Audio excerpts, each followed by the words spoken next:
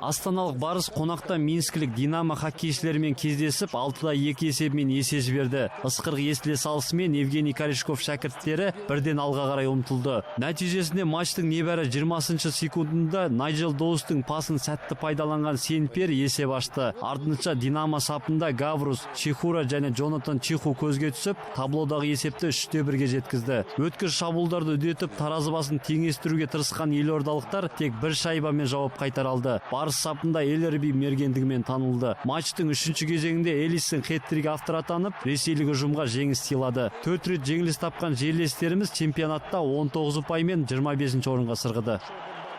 Бүгін Катарда бокстан олимпиадалық лицензия сарапқа салынатын әлем біріншілігінің ресми жеребесі тартылып, қазақстандық боксшылардың қарсыластары анықталды. Алғашқы айналымда 52 келіге дейін салмақта сынға түсетін Олжас Сәттібаев украиналық Игорь Сапинскиймен кездеседі. 56 келіде Қайрат Ералиев алғашқы айналымда жекпе-жек өткізбейді. 60 келіде жарыс жолына шығатын Зәкір Сафиуллин ресейлік Адлан Абдурашидовпен қолғап түйістіреді. Ал Данияр Елеусінов, Жәнібек Әлімханұлы, Әділбек Ниязымбетов, Василий Левит және Иван Дычко келесі айналымға қарсыласып өтті.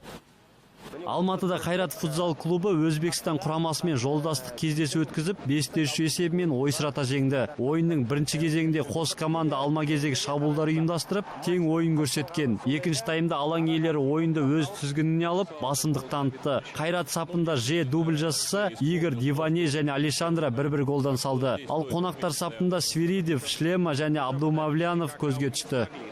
Мароккода өтіп жатқан Оливия Релли ду Марок атты әлемдік дода жалғасуда. Бұл бәсекеге Астана Мотор Спортс командасының спортшылары ұшқыш Денис Березовский мен штурман Игнат Фальков Nissan Patrol автокөлігімен бақтарын сынайды. Барлық командалар 2300 шақырымды жүріп өтулері қажет. Дәстүрге сай жарыс әкімшілік және техникалық тексерістер жүргізумен ашылып, отандастарымыз олардан сәтті өтті. Бүгін қатысушылар Мароккодағы раллидің бірінші сатысына жарысқа шығады.